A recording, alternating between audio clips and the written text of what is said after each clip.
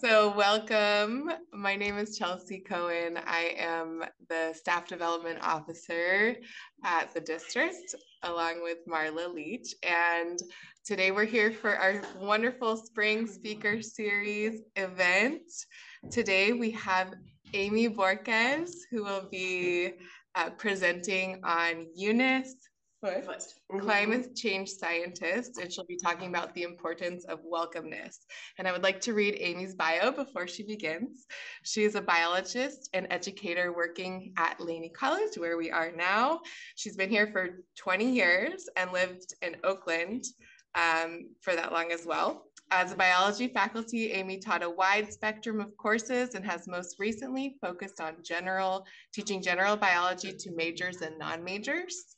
Currently, she is also a doctoral candidate at CIIS, studying ecology, spirituality, and religion. A former community college student herself, Amy's current research focuses on student well-being by focusing on decolonized science courses through contemplative practices. Hey, thank you so much. Yeah, thank you everyone for being here today, both in person and online. So I'm going to go ahead and share my screen with you so we can look at some slides about Eunice Foote. Thank you, Chelsea, that was a great intro. Yes, I'm doing research right now on welcomeness in the classroom and the importance of students being able to share, their experiences and connect with material as part of my doctoral research. So when Marla was kind of talking to some of us about doing presentations, I thought yeah, I have someone in mind who's a good story for Earth Week, which is yesterday was Earth Day, as well as women's history, as well as the importance of welcomeness versus just being allowed to attend, right? So that's partially especially as I was putting this together, kind of looking at how those kind of worlds interconnect. So just to kind of give you an outline of what I'm going to talk about, I'm going to start off talking about who is Eunice Foote to begin with, then what is it that she discovered, who else did similar research, and then when did we rediscover her discoveries, and then I'm going to end with kind of talking about, again, the importance of welcomeness and how we can use this example in our classes. So just to start off about who is Eunice Foote. Right, so Eunice Foote was born Eunice Newton Foote. She is a distant relative of Isaac Newton, like Sir Isaac Newton. Her father's name was also Isaac.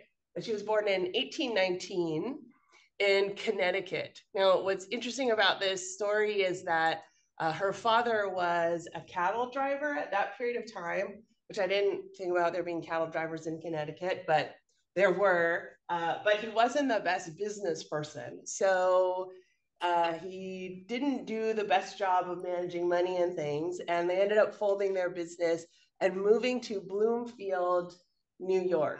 And Bloomfield, New York was where the Underground Railroad helped free slaves former slaves, I should say, helped free people into Canada, right? So to try to help people get out of the United States. So it was a hotbed of discussions about social justice. There was a lot of religious organizations at that period of time who were anti-slavery abolitionists trying to change the way people were treated. So there was encouragement and things to explore her own interests.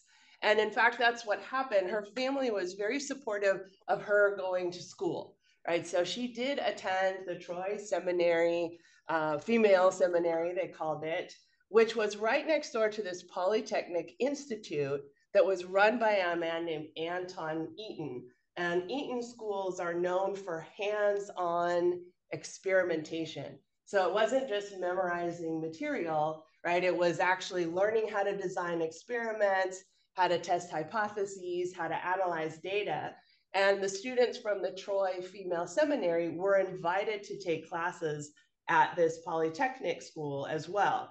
So Eunice got a lot of hands-on experience with science and designing experiments testing her own hypotheses, right, doing data analysis, coming to conclusions, all of the aspects of science that many of us quite enjoy. So when you look at what she experienced in school, right, it was, again, very like pro-science and pro-learning and pro-exploring different aspects of science and how to do analysis. It's just that when people were in school, like people like Eunice and women going to the seminary, there was a question of what you do afterwards, right? Because there was still very much a defined women's sphere as the home, men's sphere as public, right, or educational institutions. So what she was going to do after that was still a question. This is where the story gets a little more interesting, you could say, because as I mentioned, her father was not very good at money and managing money. So when he passed away, he had a lot of debt. So her mother had already passed away, and then her father passes away in 1835. So Eunice is about 16 years old. Eunice had 6 sisters and 5 brothers. And 2 of her sisters passed away when they were younger, the 2 oldest, right? But that's still a lot of kids. And again, many of them still under 18 at this point when both of their parents have passed.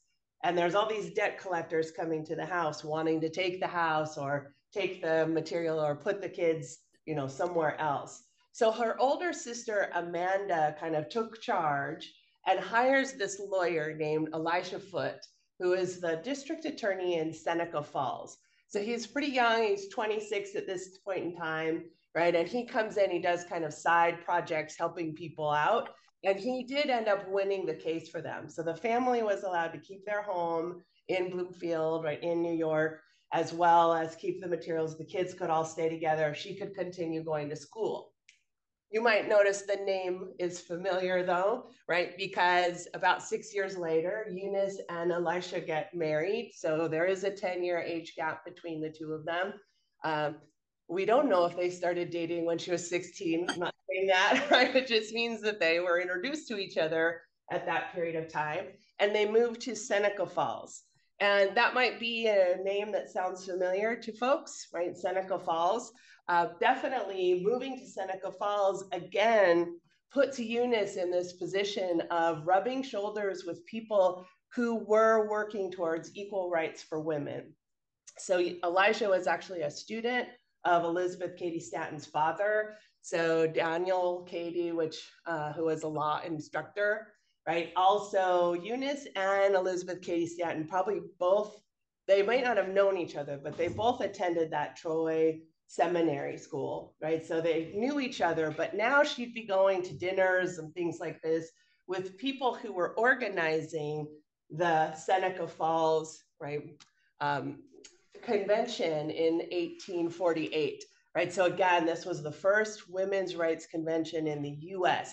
There had already been women's rights conventions and declarations in France and in other countries in Europe, right? But this was the first one here in the United States. And so she would have been around all these people, again, like organizing and discussing equal rights for women. So in front of about 300 people, Elizabeth Cady Stanton and Lucretia Mott present their Declaration of Sentiments, which includes the line that all men and women are created equal, right? So it's based on the Declaration of Independence.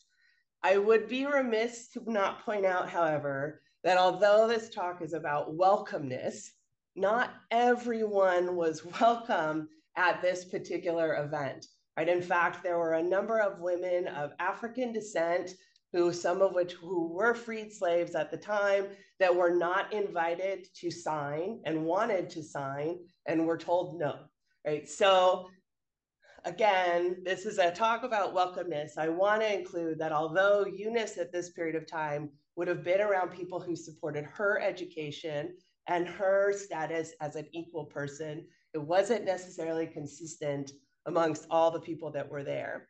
In fact, Frederick Douglass was there, and it's likely that she did get to talk to him. So maybe she had different views, we don't know, right? And he did sign it, but it wasn't necessarily, again, available to everyone, as we kind of know, retrospectively looking back. at this situation. So, though, it still kind of indicates how Eunice was involved with a lot of political and socio-political aspects of kind of politics, science, right, discussion, education. And in fact, it wasn't that unusual for people to have home laboratories at this period of time too. So they did have some money, right? He was, hey Chris, he was again, the district attorney in Seneca Falls, right? They did have some funds. So they had their own home laboratory where they could do experiments, do designs. And again, because of Eunice going to the Troy Female Seminary, she was pretty familiar with how to use equipment, right? How to design experiments, how to test hypotheses. And together they invented a lot of stuff. The first one, and kind of the most famous one, is they invented a way to test the temperature for the burners on your stove. So you could see how hot the burners were, right? Even without them, without touching it. In other words, it was like a metal device that would tell you temperature. But they also invented things like a way to put a rubber stopper in shoes so they didn't squeak as much. She was predominantly involved in creating this paper cutting machine. So it kind of rolled so you could cut paper of equal sizes, right? They invited and made a different kind of ice skate, right? They were always inventing stuff. So along with having a family, she was still doing a lot of experimentation, which kind of brings us to the second part of the talk, which is what she actually discovered. Right, so we see now Eunice was lucky enough to be in a situation where people encouraged her education, right, her ability to kind of continue to do research, regardless of not being at an academic institution, but doing it from home, and was married to someone who was also supportive and connected to different places or different outlets. And one of the things she was really interested in was why the planet would have been different temperatures at different periods of time. So this is still, right, middle of the 1800s. So this is pre-Darwinian evolution being, this is pre-understanding plate tectonics. This is pre a lot of stuff, right? So there are still a lot of people who were promoting the idea that the Earth was what it was forever. But there were scientists who were looking into, like, how come the Earth is cooler on the surface than you'd expect? Or why were there periods of time when it got very, very cold? So she was interested in this and wanted to figure out if there was a way to measure how different gases might be involved in that equation. So what she does is she takes these glass cylinders and she fills them with different kinds of gases. So she filled them with damp air, dry air, oxygen-rich air, hydrogen-rich air, and carbon dioxide-rich air. And in that one, she used dry ice, kind of packed it in there. There's different ways you can do that. Then hung a thermometer in the glass, sealed the glass, and then she put some in the sun and some in the shade. And it likely looked something like this. On the slide, I have a link to a YouTube video where they kind of replicate that, which I can show later on. But it is kind of a fascinating, very straightforward, very simple, like, let's not make it more complex than it has to be kind of test. And what was really fascinating was, what she found was that damp air got hotter than dry air, which any of you who have lived in a humid place or visited a humid place know, right? Like, oh yeah, it always feels warmer, even if it's the same temperature when it's very humid. It also showed that oxygen heated faster than hydrogen, but the biggest difference that she saw in her experiment was that the cylinders with carbon dioxide got 20 degrees hotter Fahrenheit, I should say 20 degrees Fahrenheit, than the ones with regular air. And not only that, but she found that when she removed them from the sun, the cylinders with carbon dioxide took longer to cool down. So from her paper, right, this is the way she puts it, the receiver containing this gas became itself much heated, very sensibly more so than the other. And on being removed, it was many times as long in cooling. Okay, which is an interesting way, that's how people talk then, right? It's an interesting way to say, right? Like, so carbon dioxide got hotter for one, and it took longer to cool. And again, because she was interested in how different gases may have affected the Earth's temperature, her conclusion of this was that any kind of atmosphere with this gas would be warmer. The Earth would be warmer with more carbon dioxide, and it would take longer to cool even as the carbon dioxide dissipated, which might sound like something we call the greenhouse effect, right? So this is something we all talk about now, carbon in the atmosphere. And again, this was, 1850s that she's doing this research, right? So she found this to be quite important. So her and Elijah both submit papers to present at the American Association of the Advancement of Science in August of 1856. Both papers are accepted, right? He presents his, but she does not present hers. Hers was presented by Joseph Henry, who was the secretary of the Smithsonian Institute, which, of course, Smithsonian Institute is pretty, famous place still to this day, right? And when he introduced the work, he did point out that this was research done by a woman and that women can also do science, which again, this kind of speaks to that women are allowed to be here, but how welcoming is it if you're not the one presenting, right? So considering these different aspects. So that's great.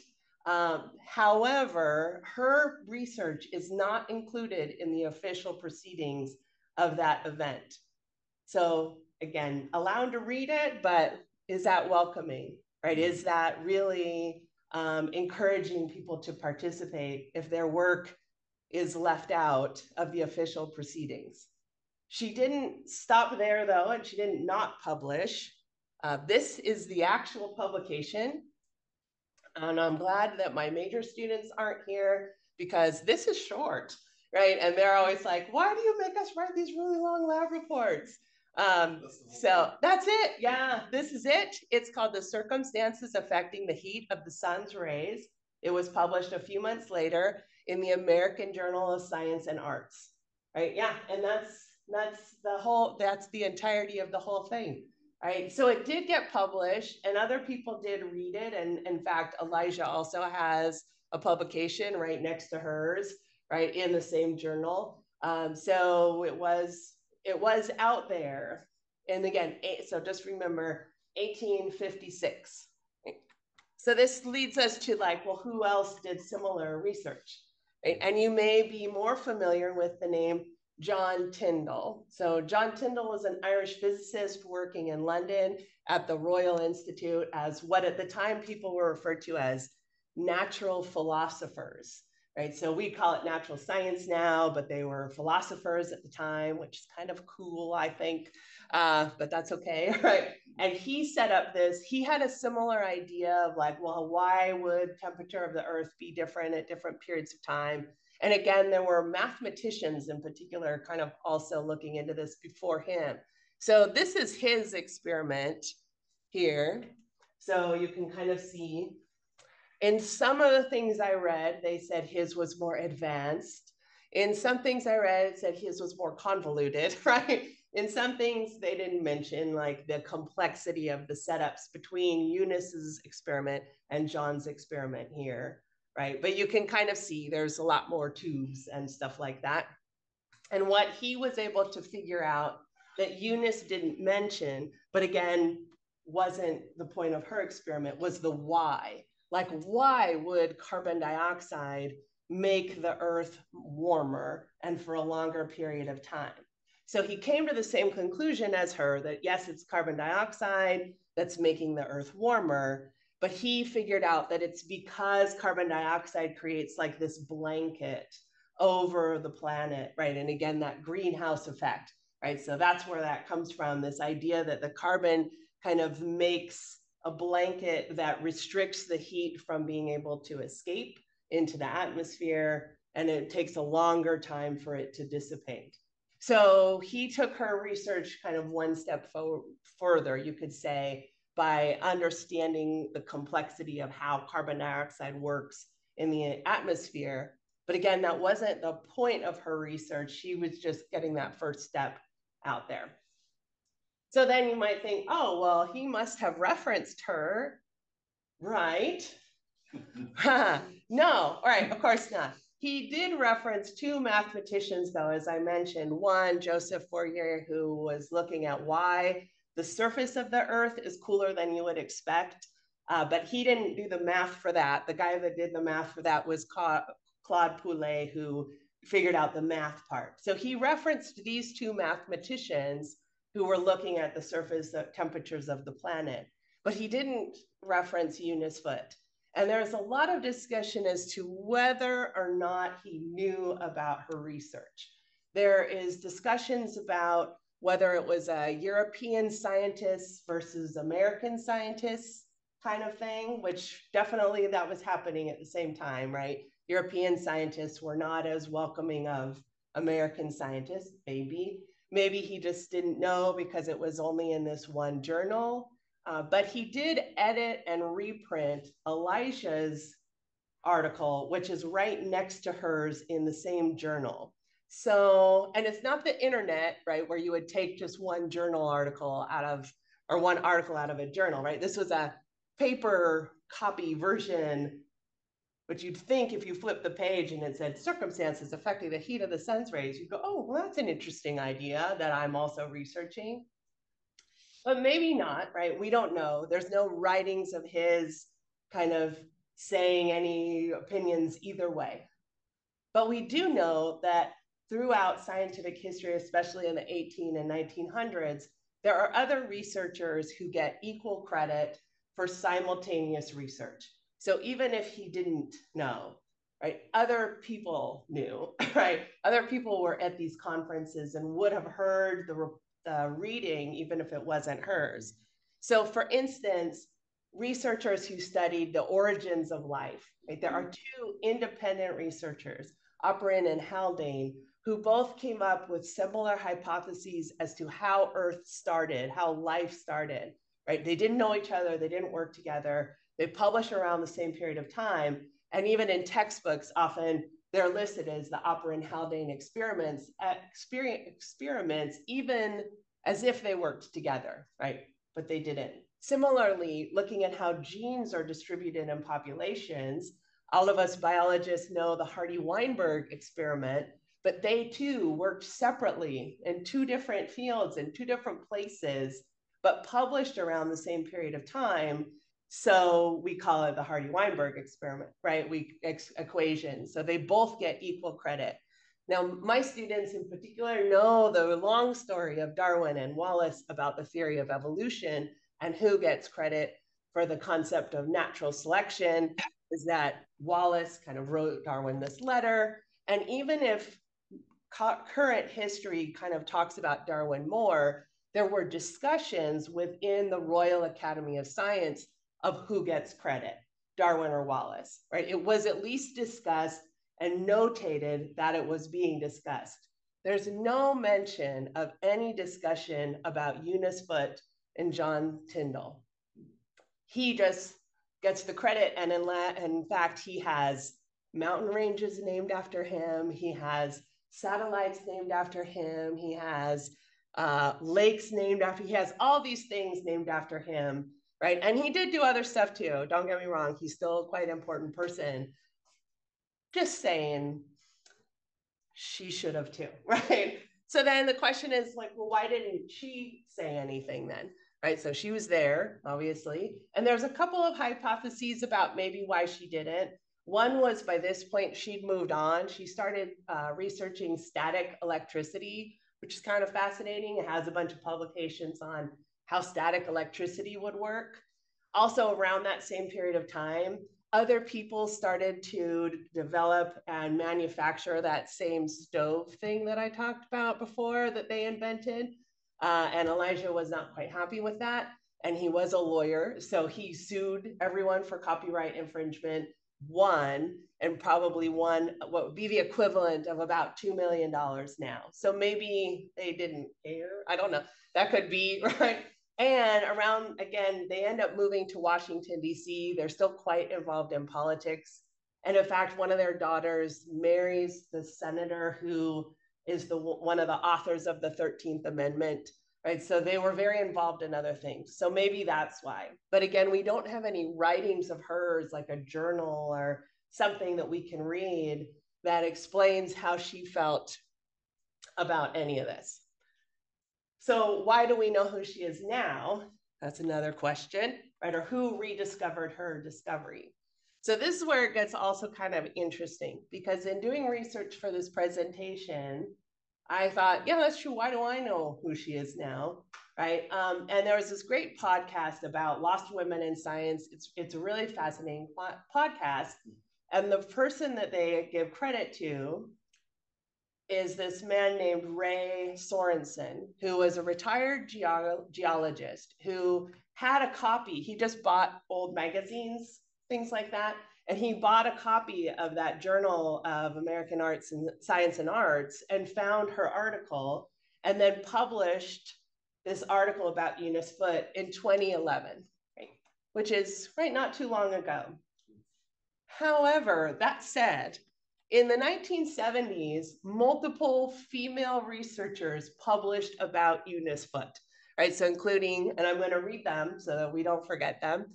In 1976, Sally Gregory Kolstad published about the history of the American Association of Advancement of Science, talked about Eunice Foote's presentation.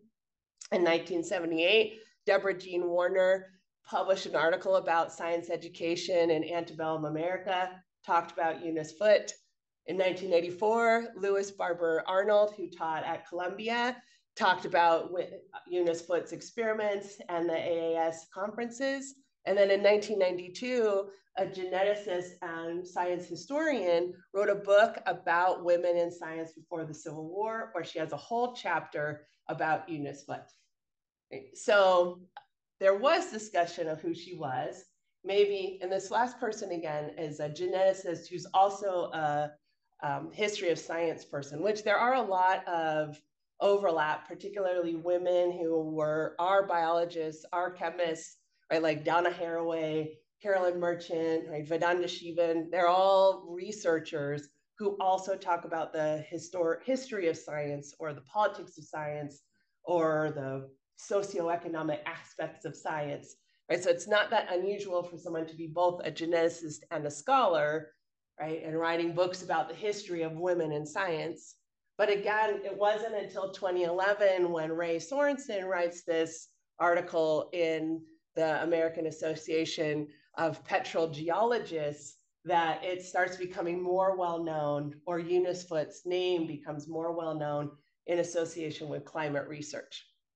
And then in 2016, a whole bunch of people are writing. And one of my favorites is this woman, Leela McNeil, who's the author of a magazine called Lady Science, which I kind of want to get now. Like, what is that? Awesome. That's Lady Scientists defined the greenhouse effect, but didn't get credit because sexism. Like, yeah, that sounds about right. Right. So we see all these other people.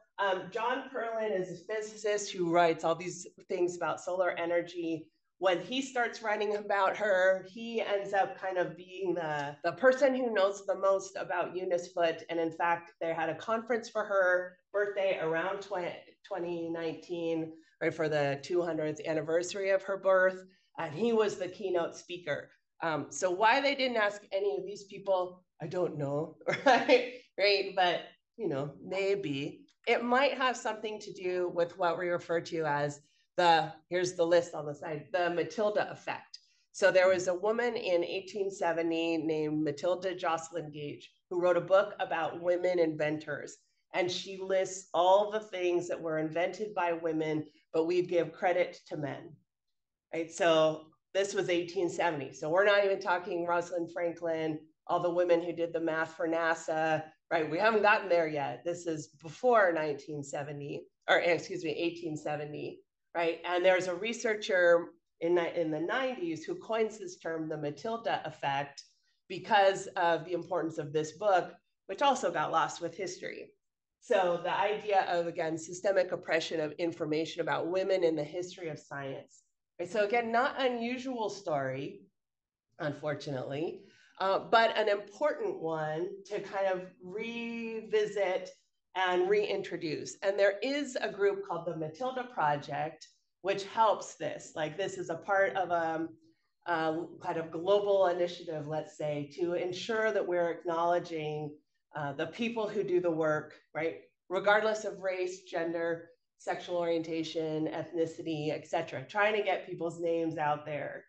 And this is where then it connects to my research. And I do see a chat question. Do you know what that? It's just a comment. Oh. Saying fascinating. Oh, okay, good. Yes. She got rediscovered over time, lots of time. And it's great, right? And it's really great that we know who she is now. And like I said, the more I studied about her, the more I see how this is really important for our classrooms in a couple of different ways, right? So one, there's different ways of presenting this information.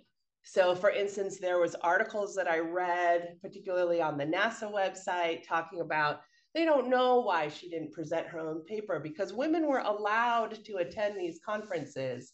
And I did air quotes allowed, right? Because that word allowed is problematic, right? Because allowed is not the same as welcome.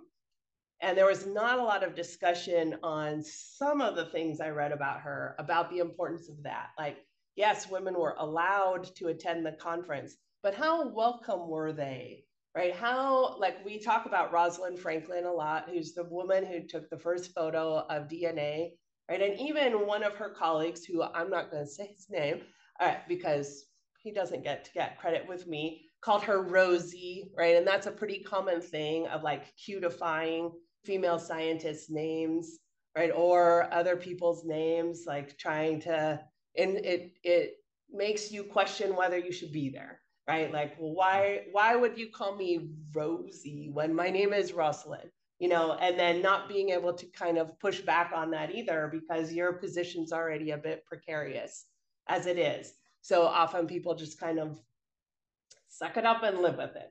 Right. And how do we make sure that our students don't feel that way and don't if they stay in science? Like, this is a challenge to say, like, oh, yeah, these are all these horrible stories about science and how biased it can be. But you should be one. Right. Like, so how can we do stuff like talk about welcomeness and not just tolerance, as well as changing the narrative so that we're talking about these injustices, which is important, but ensuring that students still feel like these are careers they can pursue if they're interested in it. And this is where, again, like a lot of the research I'm doing now for my doctoral work has to do with trying to understand better ways we as instructors can elicit information from our students without putting them on the spot, for one, or going like, well, what should I do, right? Like that's not what I want to do either, but more, how do we create a space where students can talk to each other, you know, and talk to us and talk about these challenges and struggles? Because again, many of us have felt in our careers probably that we didn't really belong in that space. And so what would have helped us might be a place to start, but also asking students about places where they felt welcome, right? So instead of like, well, what would make you feel welcome? But why maybe do you feel welcome in this situation? And what is it that you think in over here helps you feel comfortable that maybe you don't in this space? So we could bring in the ideas about Eunice Foote's story into class. And I thought what we could do then is kind of just talk about our own experiences maybe, or different stories, because maybe there are, and I use the term hidden figures, which again was a great book and then also made into a film about the women who did the math for NASA, which compounded not just sexism, but extreme racism as well in terms of feeling welcome in a space. And luckily now we know who these women were. The same was true looking at the code breakers during both World War I and World War II, right? There was a lot of female mathematicians doing that work that we don't know who they are, or other people of disenfranchised groups, right? Are there places in your own fields where maybe stories have gotten lost because, right, they weren't seen as important at one point in time? Or what might be interesting is how can we encourage students to find these folks that maybe we don't even know about, right? So are there assignments and things we could do where students can go out and do some research on people who were hidden and then present those data to the class, right? And have a participatory discussion about what maybe, like, how did they find these folks, right? Maybe they could be, and I'm going to say, they could be the next Roy Sorensen because that's the person that really got her name out there, right? But maybe they could be those people who discover these stories that we don't know about, right? And then, of course, because it's me and all of my research has to do with student well-being, right? So like, and how do we ensure that students feel supported while doing this research? So we at Laney had the great honor to have some folks from California's reparations task force in the beginning of our PD day, right? And one of the things I really took from that was the amount of emotional work that was. To read all these things, right, is a lot of emotional work. And you can see why people just want to just give up then. It's a lot to go through and read about all these stories. So how can we do it in a way that's celebratory of these people and encouraging of our students to kind of, you know, continue to do so, right? So I'm happy to pause before I have some other suggestions for classroom activities besides, you know, just exploring things. If anyone has any questions about Eunice or John Tyndall or Alfred Russel Wallace, who's like my favorite person, as my colleagues and students know, right? Yeah. Or I can just continue, but Marla I want to make has sure. a question in the chat. Oh yeah. Were there other female presenters at that conference Eunice Foote's paper was presented? Well, what's funny about that is an excellent question. And if their papers were also not included in the proceeding, we don't know, right? So that's a wonderful question and speaks to the point that she published it later, and then other people found the notes about her presentation and Henry doing her presenting her work.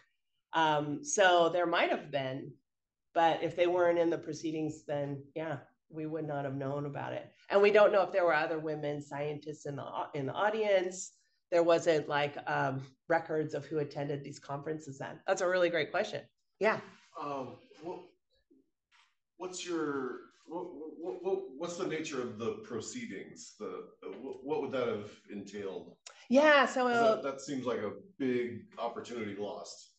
Right. Yeah. And it would have been like conferences where, but at the time, people really like read their paper. Like there wasn't, you know, PowerPoint and things like that. So people were invited to read their papers in front of a group of a lot of scientists. So there's usually annual meetings. So it would have been a national event, right? So people would have come from, well, not all 50 states because there weren't 50 states, right? But they would have come from all over here and maybe California to come and listen. There again, though, there was this bias. So there probably weren't European researchers that came to the US to go to these conferences or these conventions, though American researchers probably went to theirs. Yeah, but they might have brought with them information about what happened at the American conventions. I just wondered, like, if someone read this to an audience, right? But I wondered if the proceedings were something like a question and answer, or what are the implications of this research, or, you know. Yeah, and that would have happened where they debated people's research for sure. And that's a really excellent point because like in my field of research, which was like marine mammal stuff, the older male colleagues of mine would argue to the point where sometimes it would end up, they would throw stuff at each other, right? Like it was a very aggressive, could say, debate. Or like this one guy I remember, you know, was presenting on the history, like evolutionary history of northern elephant seals. And the person I was sitting with was a researcher who I really, really admired. And he just stood up in the middle of the talk and was like, that's bullshit, and like starts yelling, and this was just normal. Like this was normal behavior at these conferences, right? Like Leslie probably could also talk about, you know, in the world of cell biology, like people are quite contentious at some of these things, which this is where that idea of stereotype threat comes in, and implicit bias and like interpreted bias, right? So maybe that is normal, but as a researcher of a marginalized group, when that happens, it's hard not to, regardless of if it is the intent or not, think, I just don't belong here. You know, like that's not supportive, right? And that's what happened with Darwin and Wallace, right? There were big fights at the Royal Academy in science of who should get the credit between, you know, the researchers at the time, like Malthus and Lyell, like they all fought about it. So yes, they debated each other's ideas, and debate would probably be the word that they used, but it could be very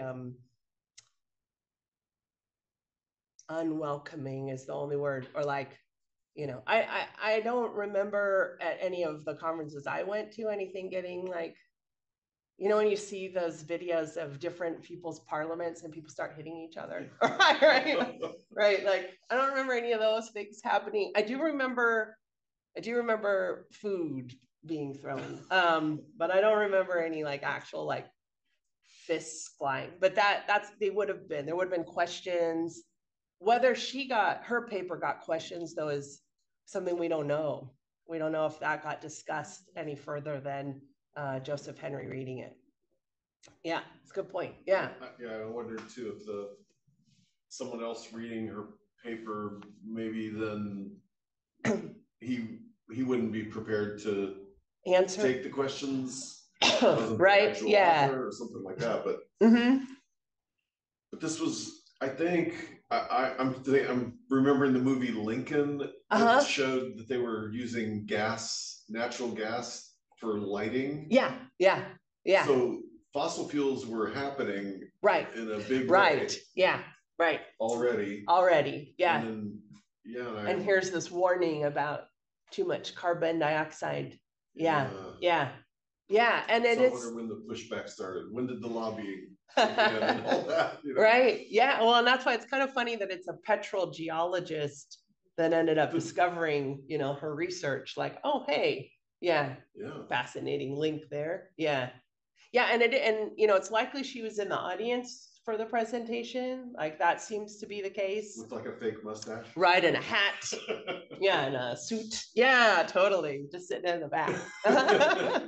Yeah, Leslie. That was my thought, was that being allowed to be there could have been that she had to be up in the gallery, right? So again, going to your Lincoln presence, that you were allowed to witness it, but not necessarily allowed to read in front of everybody. And that certainly was true in front of the London Society for a variety of things as well, right? That women had to have a man present it for them. My thought, as you were talking about Eunice Foote and her moving on from one area to the next, it struck me how strong a parallel Rosalind Franklin did too, because she did groundbreaking work on DNA, was not allowed to continue the work, and then moved on and did groundbreaking work in virology. Right. And so that's kind of, to me, a fascinating aspect of like that, maybe that recognition of, well, okay, I'm not going to worry about this. Like you said, it's unwelcome. I don't need to fight on this. I'm going to go spend my energy looking at other new and interesting problems, and how that resonates. And again, maybe that goes to a positiveness of like, rather than wasting my energy here, like, I know I can look in the mirror and I know that I did this work. And therefore maybe I'll continue to do what I love to do, which is the exploring of science and the solving of problems. And not really worry about the attributions. The name. And so I think that's kind of an interesting parallel. And again, since you and I do, it was like, oh, I taught the Rosalind Franklin, and now you can follow up with Eunice Foote, and the students will go, wait, we heard this twice. Right. Like, are you sure that's not the same? Yeah. And in case for people that are online, if you couldn't hear what Leslie was saying was there's a consistency of like two things. One, the idea of one being allowed to attend, but not being able to participate. Like you have to sit up in the gallery or you have to, you're in another part of the room or in the back, but also the consistency of stories where researchers are doing work, they don't necessarily get recognition or credit, and they move on to do something else. So like, it's more about, you could say it's more about the science than the recognition, right? And trying to do stuff like Rosalind Franklin, the same kind of thing. Yeah, and Leslie, what were you going to say? Continue or what? I didn't mean to cut you off. No, that was just my thought of, again, and trying to make it positive, right? Like you were saying that let's try and find the positives in that part of the story, right? So again, changing the narrative while acknowledging the injustice. It's like, yeah, right, this wasn't told, but wow, look at this other type of research that was also beneficial. Yeah. And it is a kind of, and like I said, this is kind of a great opportunity for folks and for students in particular, now that we do have the internet and we can find some of these other things, or even, looking at second, third authors on papers, like, well, who's that person? Right? Like, and maybe they are people that deserve more credit than were originally allotted. I see, like, is that a new question? There's a hand up, actually. Oh, there is. Excellent. I can stop my share for a second too, and we can kind of do this way. Yeah. Okay. Yeah. Hi. Hi, I'm Charlotte Lee at Berkeley City College. Hi. This was just a terrific talk. I really appreciated just the themes that you brought out from the story that I didn't know the details. I was familiar with the name. So I guess my question is something I've been really interested in is this kind of idea of intergenerational learning.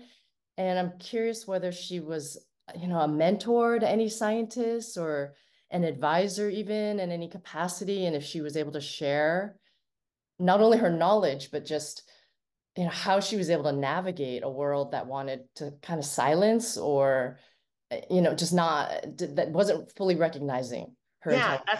Yeah, a great question. And it looks like, because again, it looks like since most of her research was at home, she didn't necessarily, from what we can find, have people that worked with her. She did seem to have an influence though on her children in the sense that they did kind of go off and do other things. And I can't think of what her daughter's name is at the moment, but they were people who were involved in society and politics.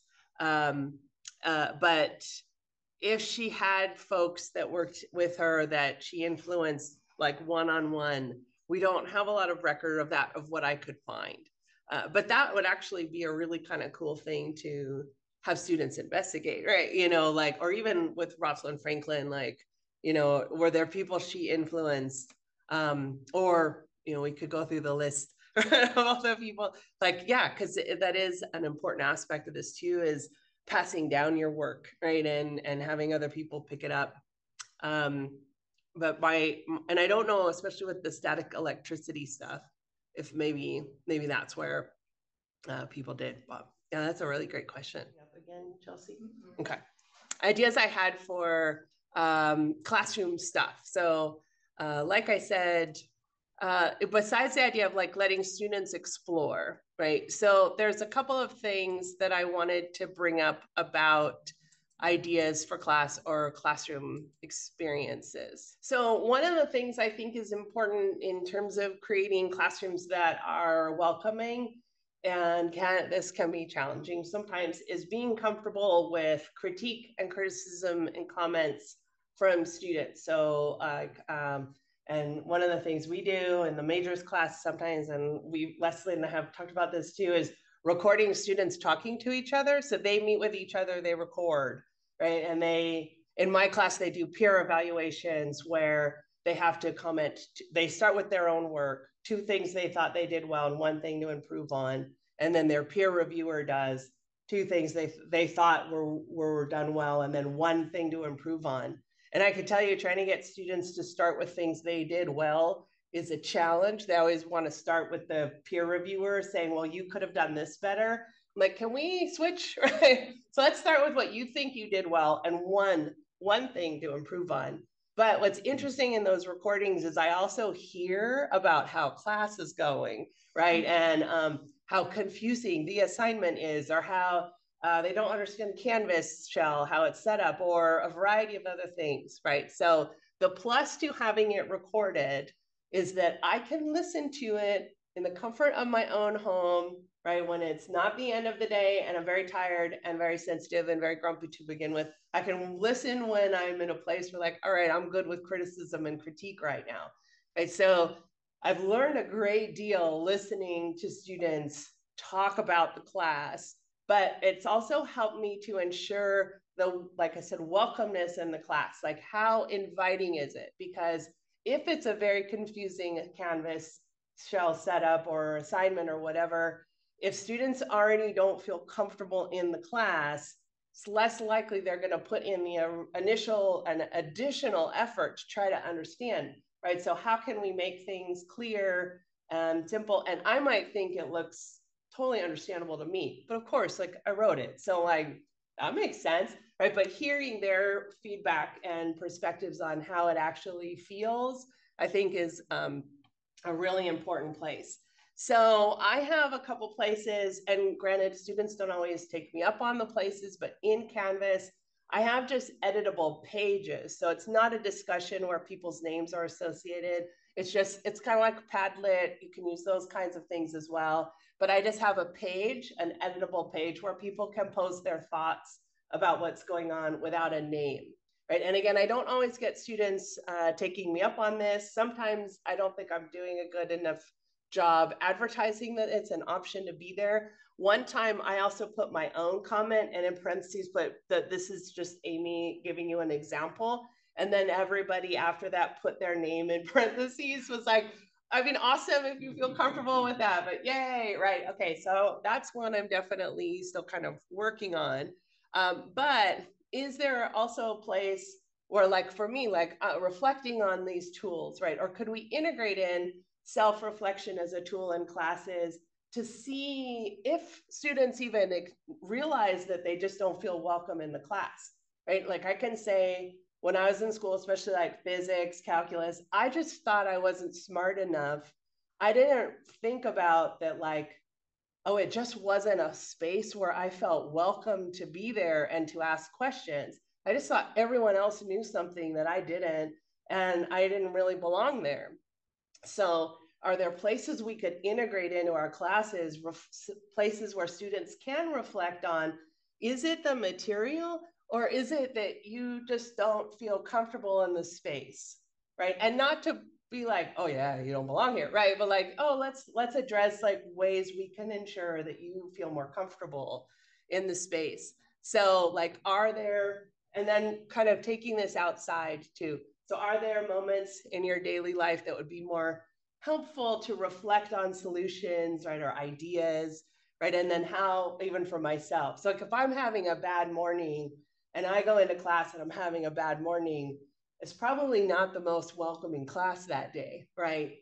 So is there a way that I can also like stop myself and reflect on things before I go into the room? And then can I bring those skills to class? Because that's probably true for a lot of students too, like running around, like all these things to do, come to class, not in the best mood, maybe not the best day, right? And then I start talking about the chemistry of photosynthesis. Well, that's just too much, right? Like, so how can we kind of, you know, take some times? So I have ideas of things like anonymous surveys, or like I said, peer recordings, or editable pages in Canvas, or end of semester questions, you know, like, how did you feel about this kind of thing? In class stuff, like maybe free writing on how you feel about material, discussions on feeling welcome in classrooms, and or even using Eunice Foote as an example, right? So like, if you were Eunice Foote, how would you feel? If someone else read your paper, like, do you think she felt welcome or comfortable? And maybe people will, right? Like, I've had that before where people thought, I wouldn't have bothered me, which is great. Excellent, wonderful, right? And then again, is there ways we can incorporate activities where you're using research and the internet to find some of these hidden figures or these lost researchers? Okay. And I always end with the same slide. So I still think The key here is collaborating, right, and working with our students as co-learners. And that really also means listening, right? So I know I've talked a lot, but you know, the deep listening skills associated with contemplative practices, you always ask, is it factual? Is it necessary? And is it kind? And that kind of, I try to use that as gauges of when I am participating in discussions or in spaces, right? Can I ask myself those 3 questions? Is the answer yes, right? Is it really going to work towards a goal? And then what is the goal, right? And then really listening and providing spaces for students to share their ideas as well. So I have just a couple of references in my slides. And I didn't talk about, but I was going to talk about Wallace Bruckner, who's the person who actually uses the term global warming. He's the first one to use the phrase, which we think is actually true. But this last quote at the bottom, where he says that climate change is an angry beast and we are poking it with sticks, I thought was quite, well, true and kind of funny. So I took that slide out, but since we have time, I should mention who he is, because it's important. Right, cool. But I'm happy to take other questions if folks have them, or if you just want to think, or if you have ideas for your own classes that you might want to share as a group. We can talk about those ideas. No, everyone's like, no, we're good. Or if people have comments, and it might be a fun thing to create a page of, you know, like hidden figures, like people that we all discover through these processes, like different researchers in different fields. I can show you the Matilda Project is a pretty cool website. So yeah, and that's a great point too. Even the language that we use mainly came from, right, a misunderstanding of the idea that global warming would mean it's just warmer all the time. Right. And yes, the average of temperature will go up, but it means it's going to be warmer when it's warm. It's going to be colder when it's cold. It's going to be more frequent, stronger storms. Right. And those things are happening. But politically speaking, you know, that phrasing, it was too debated on the words versus the concept. So people shifted to climate change. Yeah. Yeah. Which is like the IPCC is still the intergovernmental panel on climate change. And I think that's going to stay, but it's right. It's to make it seem nicer, right? Well, yeah. And it was kind of invented by a political strategist, Frank Luntz, who now regrets doing it. Right. He says. Right. But it was to soften the blow. Impact. Yeah. Make people think it's natural. Yeah. It's just a change. It's not a big deal. But then those of us who have experienced the change, it's not that comfortable at all. Like menopause is no fun. So change is an appropriate word there, because you're hot, you're really, really hot. You're cold, you're really, really cold. Right. So maybe it's a more fitting term. It's climate menopause. Maybe we should call it that, like our class. Right. Yeah. But yeah, you're right. Yeah, it definitely is. And yeah. And so this is the Matilda Project. So you could see. We don't see it on. Oh, don't again. Man. I see it on Zoom, but not. Oh, not on my screen. Oh, well, Zoom people get to see it then. Let me close this. Yeah, totally. That's what's recorded then. And let's do this.